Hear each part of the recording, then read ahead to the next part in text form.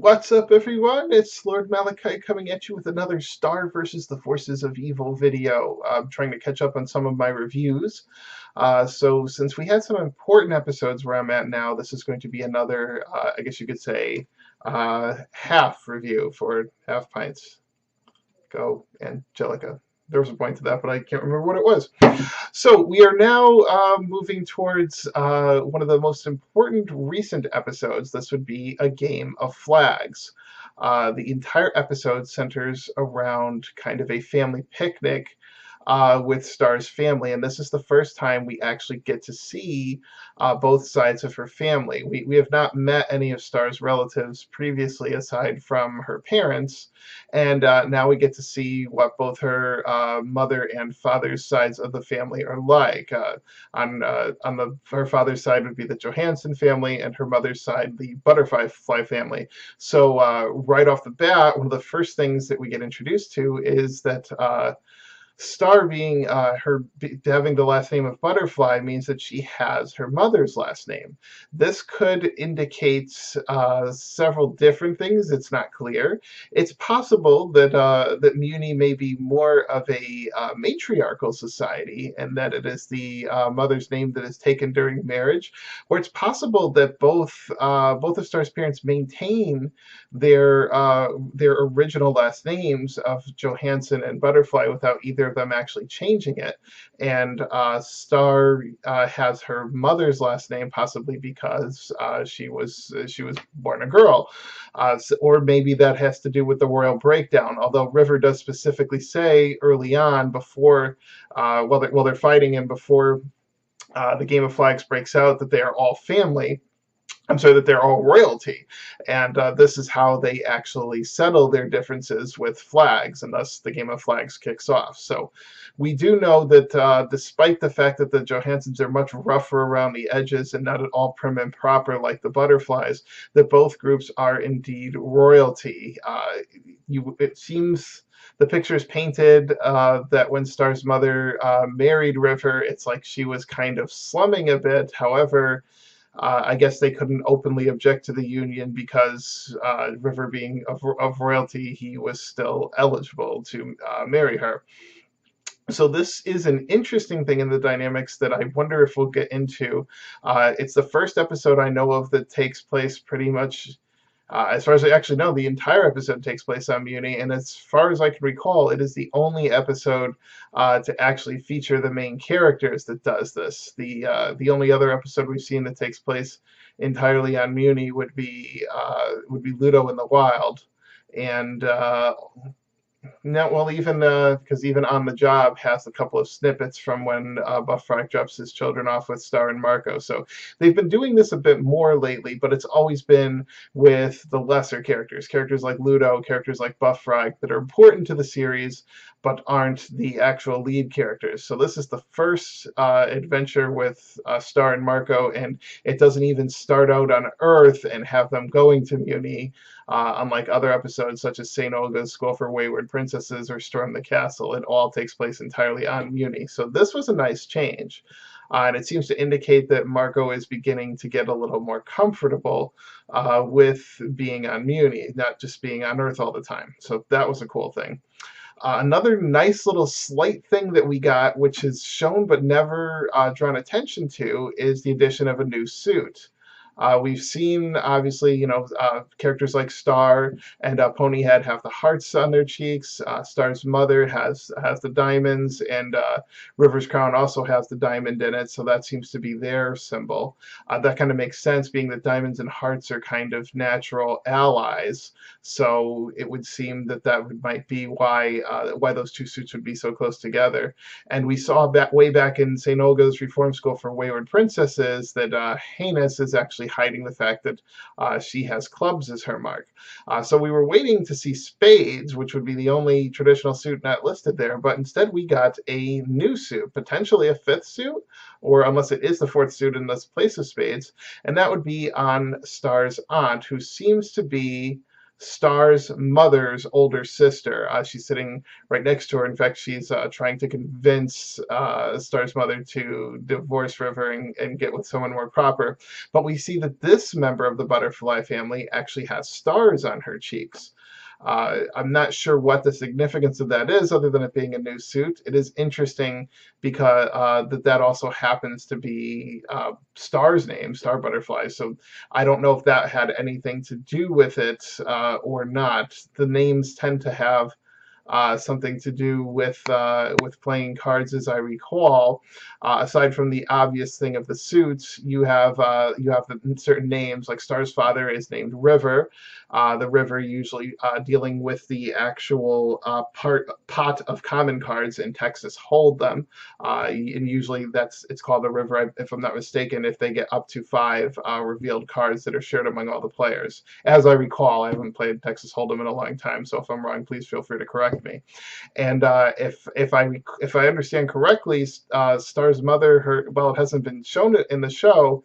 I believe in the lore, her official name is Moon, and this, in terms of playing cards, would refer to shooting the moon, which has to do with the game of hearts. And if I recall, shooting the moon is actually happens when you actually manage to collect all of the hearts as well as the Queen of Spades. If I remember playing hearts correctly, and again, I haven't played hearts in about 20 years, so if there's card players out there and I'm screwing that up, please feel free to correct me. I'm not too proud to be corrected. Of course, the name Moon could also be an homage to Sailor Moon, because obviously the entire show has kind of an homage to that in the terms of the way that Star's wand is designed and aspects of the look of her character. Then, of course, we have other more direct homages to Sailor Moon, such as the character of Mina Loveberry, who was introduced recently, and what we also saw in By the Book, where Star truly does a kind of a Sailor Moon sequence of events to summon the true Warnicorn Stampede. So these are definitely callbacks to Sailor Moon, and they may also involve the name of Star's mother here. So these are little things that come out. Getting back to the episode as a whole, though, this was a phenomenal episode because we saw a lot of character building in it. It centers around Star, and that's as it should be, and we really see Star coming out as she should. We see more of Season 1 Star. Gone entirely in this episode is the stupid Star that we were seeing so much in the early parts of Season 1. Here, she is quite confident and quite capable. First, she's easily able to trick her mother by making versions of herself out of corn, herself and Marco, with corn, to fool her mother so that they can go and play the game of flags. Her warrior-like nature comes out throughout the entire game of flags, and her ascent of the mountain, not willing to stop at nothing in order to take it, just like the rest of her family, even throwing her own father all the way down the mountain, and of course he is actually quite proud of her, as we see how weird many human traditions are. So this is the Star that is able to calculate. She is able to just press on. She has that real tenacity. This is the Star that we've actually been looking for a long time, and that was beginning to be missing in the show. Here she's back in full force, and this is what we need, a Star who is actually confident. She has quirks and flaws. She is by no means a perfect character, and this episode even brings some of them out when Marco points out towards the climax of how far she is going to win the game, how she's putting her own family at risk, and it's changing her for the worse. And ultimately, in the end, Star seems to realize this about herself, and rather than just quit the game like Marco wants her to, and rather than just press on and not care about what he said, she takes a new tactic and steals the flags of all the members of her family from both sides of her family, and tries to take the top again, this time not to win the game, but to claim the hill for her entire family. And she very, very nearly succeeds, only getting stopped by her aunt right at the top of the hill, at the peak. Of course, here, before anything else can go down, we see Moon appear in her epic, I like to call it her monarch butterfly form, and pretty much put the rest of the family in her place while making sure Star is safe. And then, of course, chastising her daughter for the deception. And we see this great moment between Star and Moon where Star explains her actions and what she was doing, and that she's sorry she tricked her mother, but she had a reason besides just wanting to play flags. She realized while she was playing flags that it's a stupid game. It's stupid and pointless, and she was trying to change the nature of the game by claiming the hill for everyone. And this is something that Moon is able to recognize is an actual sign of maturity in her daughter, something that is usually sorely lacking. We even hear Moon state that Star is truly the best of both of them. She does something mature and confident the way a butterfly would. And then she goes on to have this big public display of affection, something which is like a taboo to the butterfly clan, but which the Johansons very much enjoy. It's a huge part of them. And Star really embodies that. We've gotten hints at this from time to time, maybe not in these specifics, but definitely in season 1. We saw a lot that Star was very much a daddy's girl.